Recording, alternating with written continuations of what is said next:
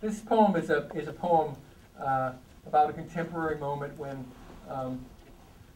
you go into a convenience store or a drugstore and you hear a song that you once loved being played in the form of violins or muzak coming from a perforated speaker over your head. And you have a feeling of fondness, and you have a feeling of recognition, and then you have a feeling of deep despair coupled with self-contempt. In this case, the song is "It's a Hard Rain's Gonna Fall" by Bob Dylan.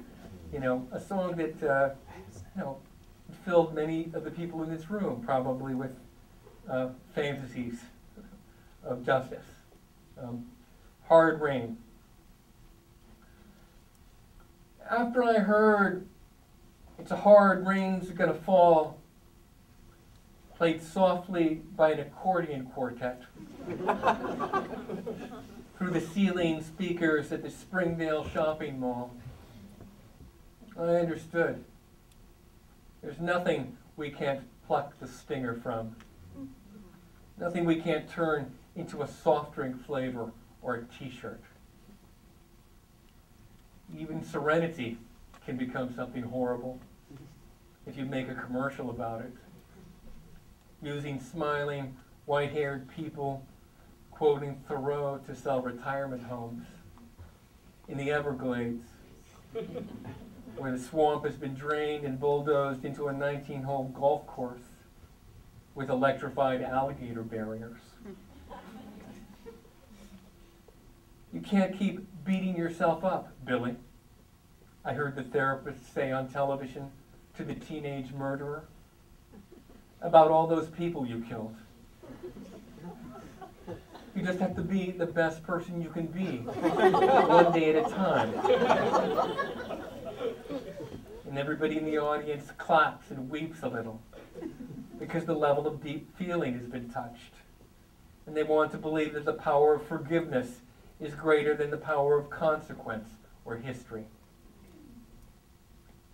Dear Abby, my father is a businessman who travels. Each time he returns from one of his trips, his shoes and trousers are covered with blood. But he never forgets to bring me a nice present. Should I say something? Signed, America. I used to think I was not part of this, that I could mind my own business and just get along. But that was another song that had been taught to me since birth, whose words I was humming under my breath as I was walking through the Springdale Mall.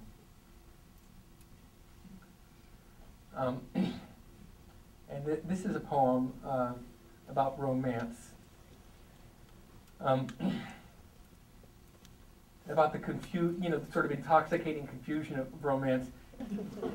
The poem's called Jason the Real. If I was a real guy, said my friend Jason, and I got an email like that, what would you do? Someone had told him he was a big, sexy dreamboat.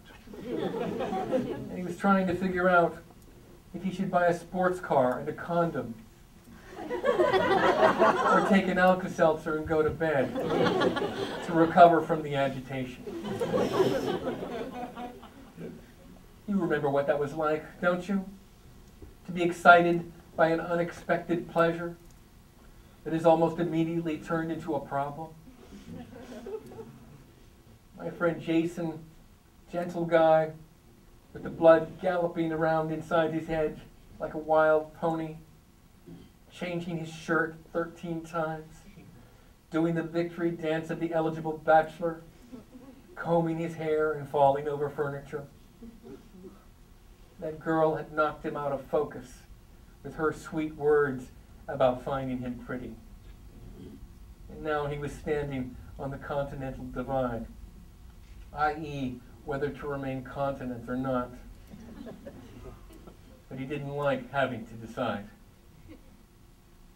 It is so human to turn a freedom into pain. And it is so sweet when life comes to teach you suffering by giving you a choice. and you twist and turn in the little flames of possibility. But that is how you build your castle. That is how one earns a name like Jason the Real.